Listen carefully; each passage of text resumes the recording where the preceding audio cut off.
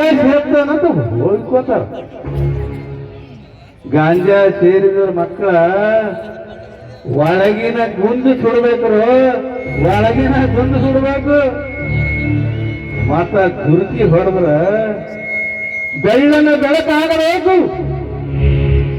ಆ ಬೆಳಕಿನಾಗ ಓಂಕಾರ ನಾದ ಬಟ್ಟಿರಬೇಕು. ಅಂಥ ಗಾಂಜಾ ಸೇರ್ಬೇಕು. ನಾನು ಗಾಂಜಾ ಸೇರ್ತೀನಿ ಅಂತ ನನ್ನ ಮಕ್ಕಳ ಯಾರನ್ನ ಸೇರಿದ್ರಿ ಅಂದ್ರ ಸರ್ವನಾಶ.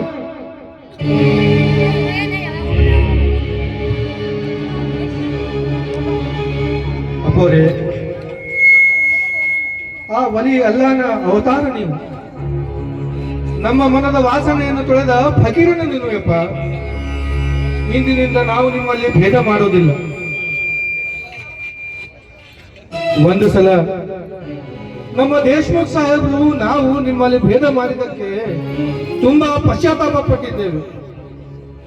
ಆ ನಿಮ್ಮ ದರ್ಶನದಿಂದ ಆ ಪಾಪದ ಕುಂಡದಿಂದ ಪಾರಾಗಿವಪ್ಪ. ಇಂದಿನಿಂದ ಆ ಅಲ್ಲಾನ ಸಾಕ್ಷಿಯಿಂದ ನಾನು ನಿಮ್ಮ ನಿಜವಾದ ಭಕ್ತನಾಗಿ ಬಾಳ್ತೀನಿಯಪ್ಪ, ನಿಜವಾದ ಭಕ್ತನಾಗಿ ಬಾಳ್ತೀನಿ.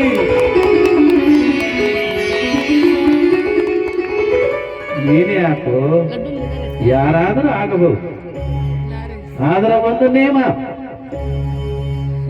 ಪ್ರಾಣಿ ಹಿಂಸೆ ಮಾಡಬಾರದು, ದುರ್ವ್ಯಸನಗಳಿಗೆ ದಾಸನಾಗಬಾರದು, ತಂದೆ ತಾಯಿಯನ್ನು ದೇವರಂತ ಕಾಣಬೇಕು, ಗುರು ಹಿರಿಯರನ್ನ ಇಡೀ ರೀತಿಯಿಂದ ಕಾಣಬೇಕು.